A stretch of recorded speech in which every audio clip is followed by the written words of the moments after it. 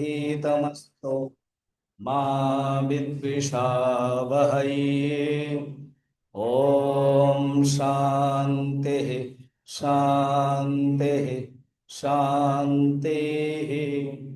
गुरुर्ब्रह्मा गुरुर्विष्णु गुरुर्देवो महेश्वरः गुरुरेव परं ब्रह्म तस्मै श्री गुरवे नमः।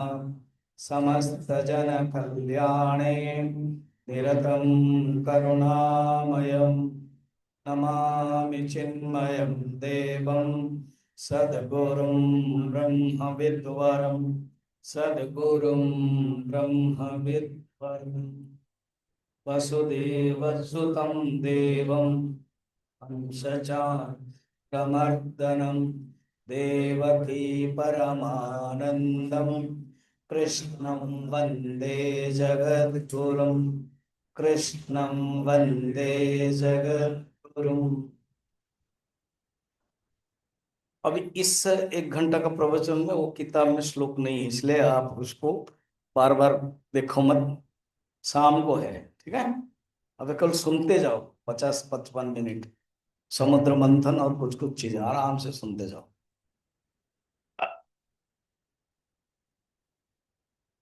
परीक्षित प्रश्न पूछा क्योंकि सुखदेव जी ने तुरंत एक बात छेड़ दी कि भगवान ने अनेक अवतार होते हैं, एक छोटा सा अवतार फॉर द टाइम बिंग, थोड़े स्लॉट में, जैसे क्रिकेट मैच और टेस्ट मैच होता है, 50 ओवर होता है, कभी कोई 20 ओवर भी बीच में सिस्टम चल रहा था। तो ऐसे भगवान थोड़े से एक प्रोजेक्ट के लिए अवतार ले लिया और उस प्रोजेक्ट में 3-3 4-4 अवतार ले लिया। तो फिर अच्छा, एक छोटे से प्रोजेक्ट के लिए 4-4 अवतार ना। वो कौन सा प्रोजेक्ट है ना? समुद्र मंथन है। इसको ना पूज्य गुरु जी ने इसी प्रकार के अमृतसर अ, चिन्मय मिशन भवन में प्रवचन दिया था 2002 में, जब मैं आचार्य बन रहा था सिद्धवाड़ी का। तो गुरु जी आ रहे थे तो मैं भी था उस समय, तब मैं सुना था। इतना जम गया था मेरे अंदर वो टॉपिक को, उसी को देखेंगे। तो उन्होंने एक सुंदर एक प्रोजेक्ट के नाम पर उसको मॉडर्न भाषा में समझाया था। तो सुखदेव जी ने कहा कि अजित अवतार भगवान ने लिया। उस अवतार का नाम है अजित, अजित भगवान। देखा, आप लोगों ने भी सुना नहीं होगा। वो जो भागवत सुनते हैं, वो जो बोलते हैं, कभी कभी बोल नहीं पाते हैं। अरे वो प्रवीण बुला रहे, देखो तो क्या किसके लिए। तो ये एक मौका है अच्छे से सुनने के लिए। तो जब कह दिया कि अजित भगवान का अवतार हुआ था, तो उन्होंने प्रश्न पूछ लिया कि क्षीर सागर का मंथन कैसे हुआ, भगवान का क्या रोल था, भगवान अनेक अवतार हुए, ये किस प्रकार के हैं। इसी समय कच्छप अवतार भी हुए, अजित भगवान भी हुए, किस उद्देश्य से मंदराचल को अपनी पीठ पर धारण किया। कई लगातार प्रश्न, कड़ी प्रश्नों की कड़ी है। और देवताओं को उस समय अमृत कैसे मिला, और भी कौन सी वस्तुएं मिली, भगवान की लीला बड़े अद्भुत है, ये सब बताइए। इस समुद्र मंथन को लेकर के मैं बहुत बार प्रवचन दे चुका हूं। जो सिंगल टॉक होता है ना, तो वही बरहमपुर चिन्मय मिशन में लास्ट शायद गया था, फरवरी से कुछ 1 साल पहले। उसमें समुद्र मंथन की अ, विशेषता, सिंबलिज्म, वो बताया था। और भी कहीं पर हिंदी में, उड़िया में, हिंदी में, दोनों। तो इसको बड़ा सुंदर रूप में, अध्यात्म रूप में देखा जाता है। कई प्रश्न हो गया ना, तो सुखदेव जी सुना। कभी कभी ना हम लोग प्रश्न होने से घबरा जाते हैं। जो वक्ता है वो घबरा जाते हैं, जिसको नहीं आता तो घबराएगा, जिसको आता भी है वो भी घबराता है। और एक घबराना होता है कि मैं बोलूंगा तो ये समझेगा कि नहीं। और कुछ लोग हैं पूछने के लिए पूछते हैं, और कुछ लोग हैं अपने अहंकार को दिखाने के लिए पूछते हैं। परीक्षित के अंदर भावना थी, भक्ति थी।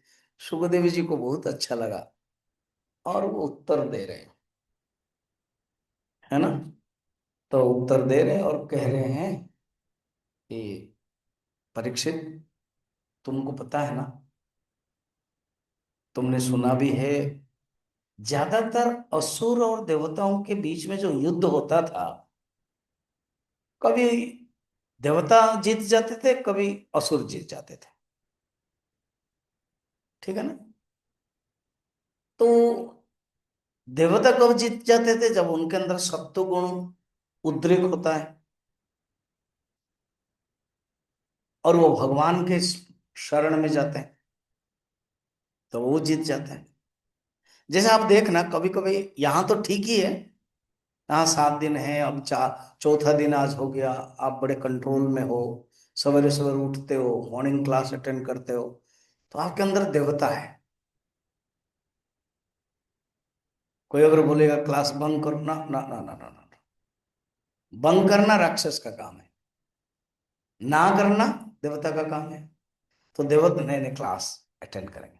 किसको किसको मॉर्निंग क्लास, मॉर्निंग मॉर्निंग अच्छा लगता है सुनने का, सब क्लास अच्छा लगता, तो जानना कि देवता के उतरेगा सात्विक गुण। कभी कभी हो गया, बोरिंग लग रहा, अब हो गया, ये उबली हुई सब्जी खा करके मन लग रहा है, अब थोड़ा सा कुछ चटपटा मिल जाए, वहां जाकर के कहीं कुछ खाएंगे, तो जानना के राक्षस अंदर आ गए। यही चलता रहता है हमारा अंदर, देवता राक्षस। कभी देवता जीतते हैं, कभी राक्षस जीतते हैं। ज्यादातर 70-80 वर्ष लगभग हो गया है, वो हम लोगों का राक्षस ही जीतता रहता है, देवता बहुत कम जीतते हैं। देवता जीतने के लिए गुरु साथ में चाहिए, अगर गुरु पास में है तो देवता जीतते हैं, और भगवान के साथ कनेक्ट है तो देवता जीतते हैं। ये अंदर के सिंबल अपने अंदर ही देखना है। प्रश्न अगर आ गया है तो जानना कि देवता है, उल्टा अगर आ गया है जानना कि राक्षस है। तो सुखदेव जी इसी ढंग से समझा रहे हैं। अब देवता हार गए तो दुखी है, ब्रह्मा के पास गए, ब्रह्मा को कहा क्या करें, बड़ा मुश्किल है, हम लोग तो हार गए हैं, श्रीहीन हो। इधर दुर्वासा का अभिशाप भी मिल गया, मैंने बताया था सवेरे, श्रीहीन भी हो गए।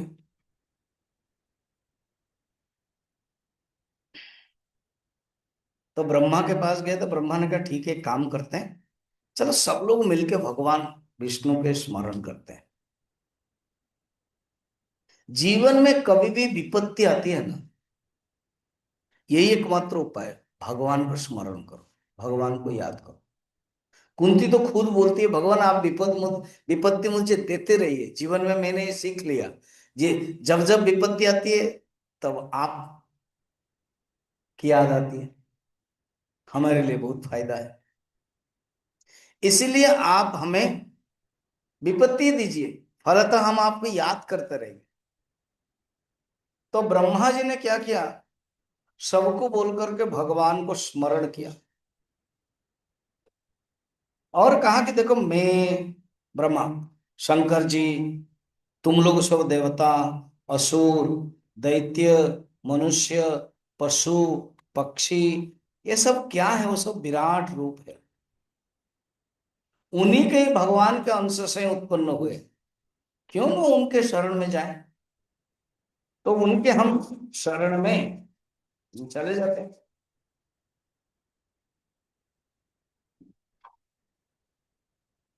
तो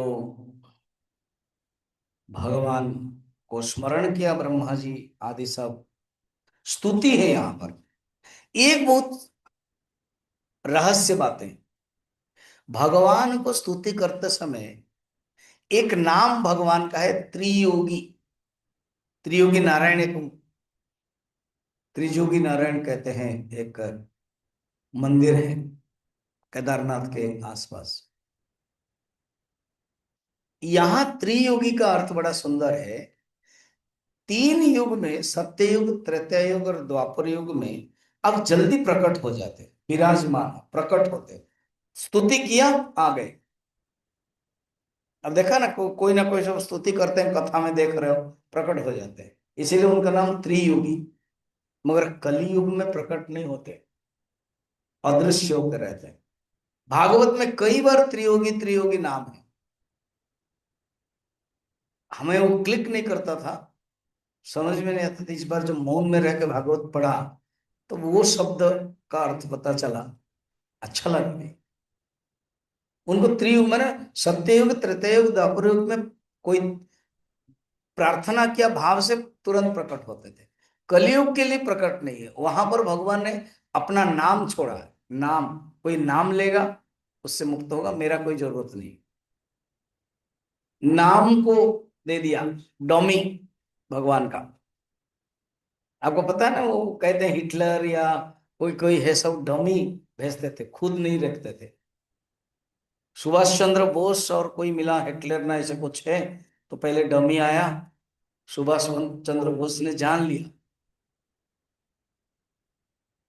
तो बड़े खुश हो गए वो, हिटलर, ये जान लिया कर ऐसे। तो नाम है भगवान का डोमी। हम भगवान के रूप को देखने के लिए कलयुग में प्रयत्न नहीं करना है, नाम ही काफी है हमारे लिए, भगवान का नाम। तो स्तुति किया, प्रभु आप तो त्रियुगी हैं। आप उसके बाद बहुत अ, ब्रह्मा स्तुति करते हैं ना, वो 24 प्रकृति आपसे उत्पन्न हुए हैं, पंच ज्ञानेन्द्रिय, पंच कर्मेंद्रिय, हिरण्यगर्भ, सब वर्णन करके बताते हैं। फिर देवताओं के बारे में सब इस प्रकार के वर्णन करते हैं, तो भगवान प्रकट हो जाते हैं। तो सचमुच भगवान प्रकट हुए और भगवान को प्रणाम किया। ये सब मैं डिटेल बता रहा हूं। शंकर जी और ब्रह्मा जी फिर स्तुति करने लगे भगवान को देख करके कि प्रभु ऐसे ऐसे बातें हैं, और आपकी कृपा से सब कुछ संभव है, आप हमें कुछ बताइए। ये जो देवता लोग हैं ना, वो हार गए हैं, उनको किस प्रकार के उनके राज्य मिलेगा, स्वर्ग, वो आप ही जानते हैं। तो भगवान ने कहा कि देखो, देवता लोग मेरे अंश से उत्पन्न हुए, मेरे सत्वगुण के अंश से, और राक्षस लोग मेरे तमोगुण के अंश से उत्पन्न हुए।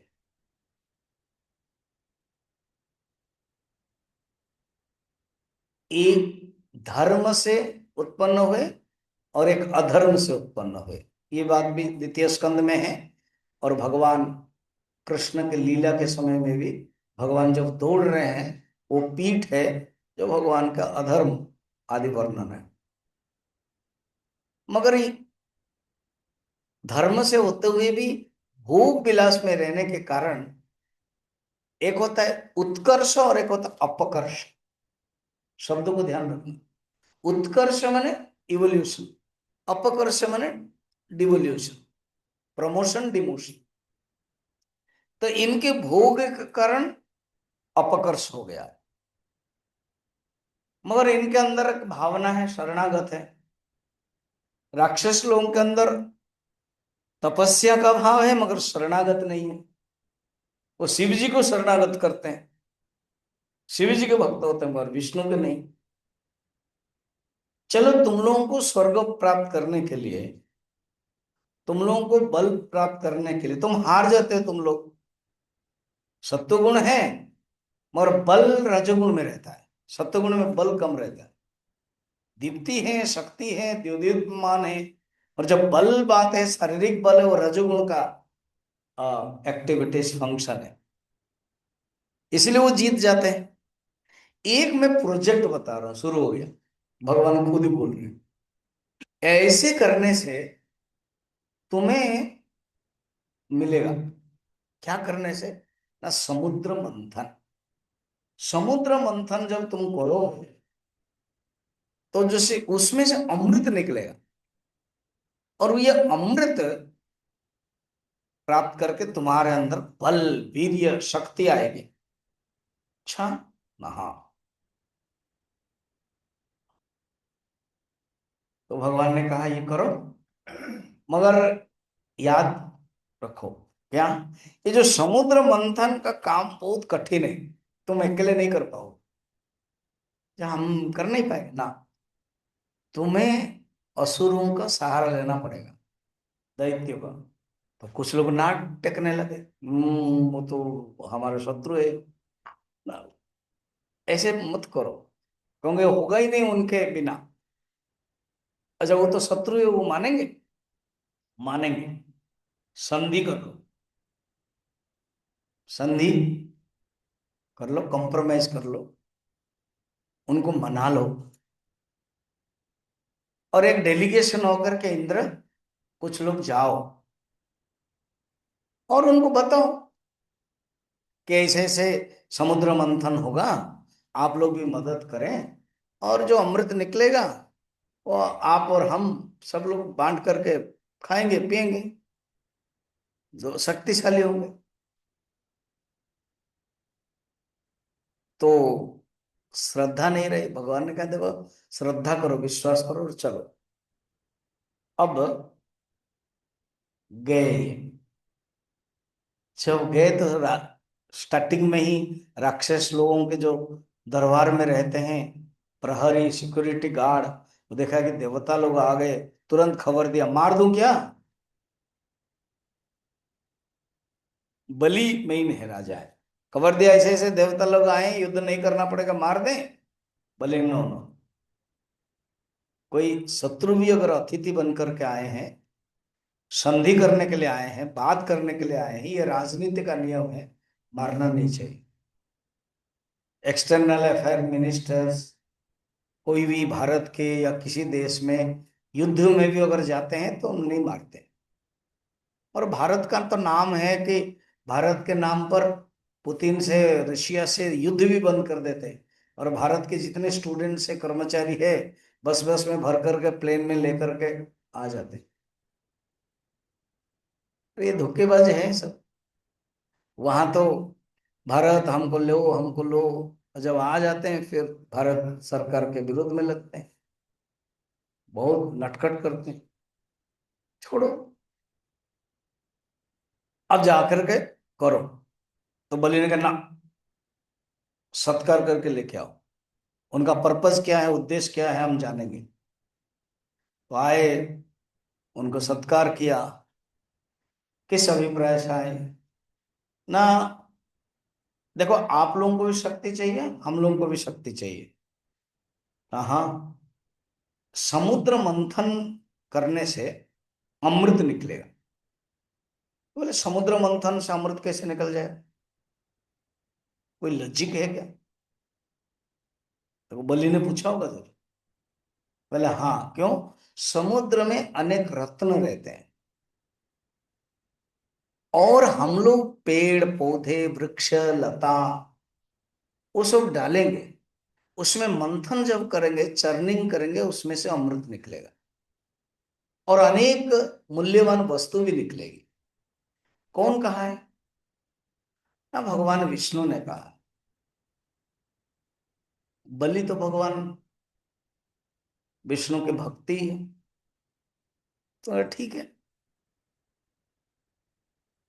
शुरू करा जाए। क्या मेथड, क्या क्या कैसे करना है?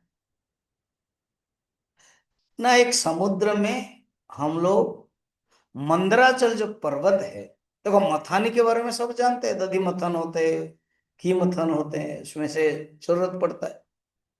इवन हवन जब होता है, यज्ञ, अधर अरणी और ऊपर अरणी, दो अरणी जरूरत पड़ता है। अभी मैं कैवल्य उपनिषद में प्रवचन दिया हूँ, श्वेता श्वेतर उपनिषद, अमृत बिंदु उपनिषद में भी ये सब वर्णन है। अब रिसेंटली कैवल्य में बताया। आजकल जब हवन होता है, अब हम लोग भी यहाँ पर जो हो जाएगा, और माचिस से बत्ती करेंगे, फिर कपूर डालेंगे, कर लेंगे। पुराने जमाने में अभी अभी बहुत ट्रेडिशनली होता भी है। हमारे चिन्मय मिशन में मुंबई में, पुवाई में और विभूति में, सिद्धवाड़ी में, साउथ इंडिया के जो आते हैं पंडित, वो और भी उनका ग्रुप रहता है। और यंग यंग ब्राह्मण लोग एक पकड़ता है वो नीचे वाला लकड़ी, लोयर, फिर उसके ऊपर एक रहता है लकड़ी का, फिर एक रस्सी रहता है, ऐसे हिलाते हैं जैसे दधि मंथन करते हैं, फिर रुई देते हैं या नारियल के जो कैश है वो देते हैं। धीरे धीरे धीरे धुआं होकर जल जाता है, हमने देखा है। आप रील में भी आजकल आता है, कोई कोई तो मंत्र मंत्र गाते गाते गाते गाते हो जाता है।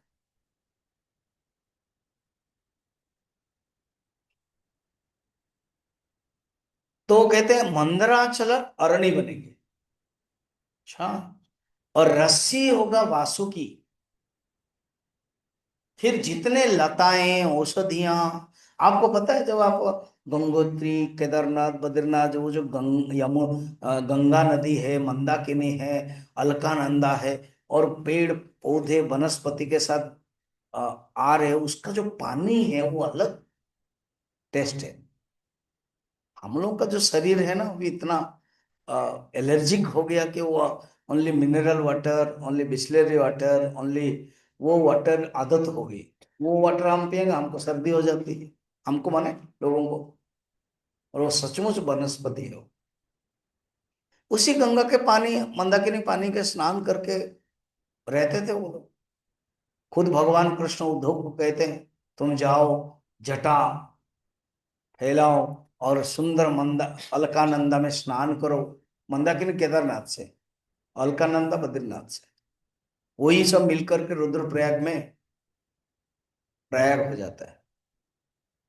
तो अलकानंदा में स्नान कर तुम्हारा जट, बड़ा सुंदर वर्णन है, जटा में पानी के बूंदे गिर रही होगी, वहां से आओगे और सुंदर जगह पर बैठ करके, मेरे जो आश्रम है, तपस्या स्थल है, भगवान का तपस्या स्थल है बद्रीनाथ, खुद नर नारायण बनकर तपस्या कर रहे हैं, वहां पर तुम ध्यान करो। ऐसे जल स्नान करेंगे तो आदत बन जाएगी, पहले पहले ठंड हो जाएगी, उसके बाद ठीक हो जाएगी। अभी भी मेडिसिनल है। कई कई संस्था तो उसी के ही पानी ले आते हैं और कुछ थोड़ा सा कुछ मशीन में डाल के निकाल देते हैं, उसी को मिनरल वाटर बोल देते हैं, तो वो प्योर वाटर।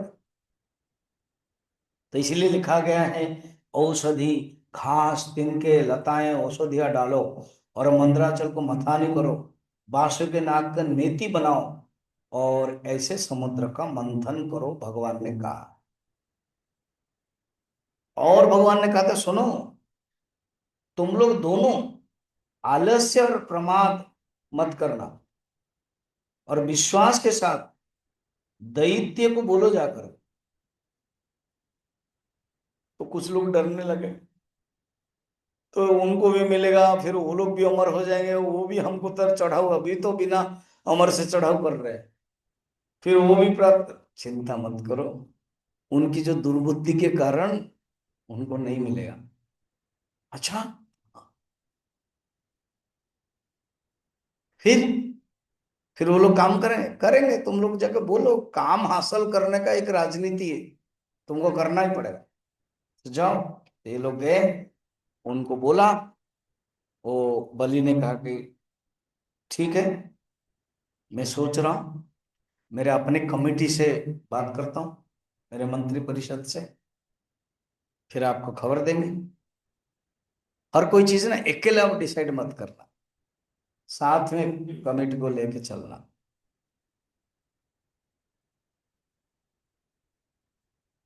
मैं पटियाला में कोई चीजें होता है तो तुरंत अकेले में डिसाइड नहीं करता, मतलब कमेटी में डिस्कशन करते हैं।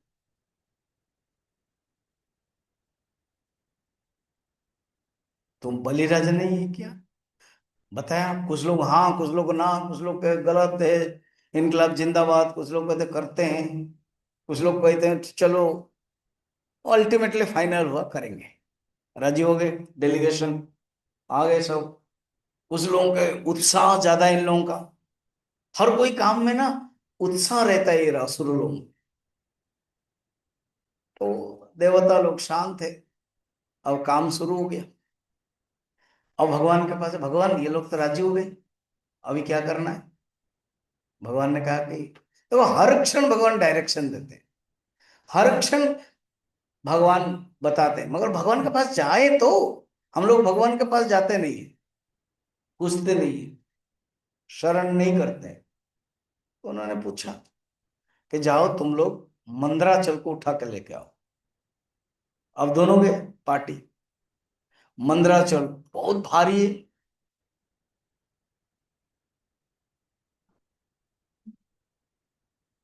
500 लटरी निकल गया।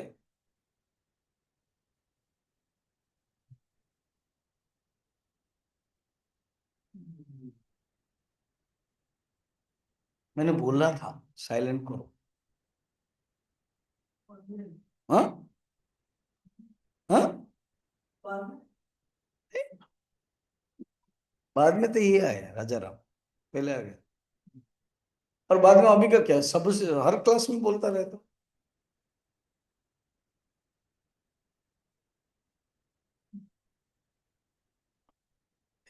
तो अब गए दोनों पार्टी। अभी यात्रा चल रही है, आपको पता है आप वो धीरेन्द्र सरकार है वो, वृंदावन से दिल्ली तो लाखों लाख लोग जा रहे हैं। अच्छा है, एक विप्लव होना चाहिए। हम लोग तो इसी क्लास वाले हैं, हम लोग इस प्रकार के आदत नहीं है, संस्कार नहीं है।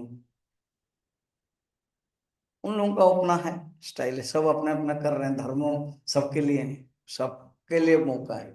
अरे है, लाखों लोग, करोड़ करोड़ लोग कर रहे हैं। तो ऐसे सब देवता असुर आ गए।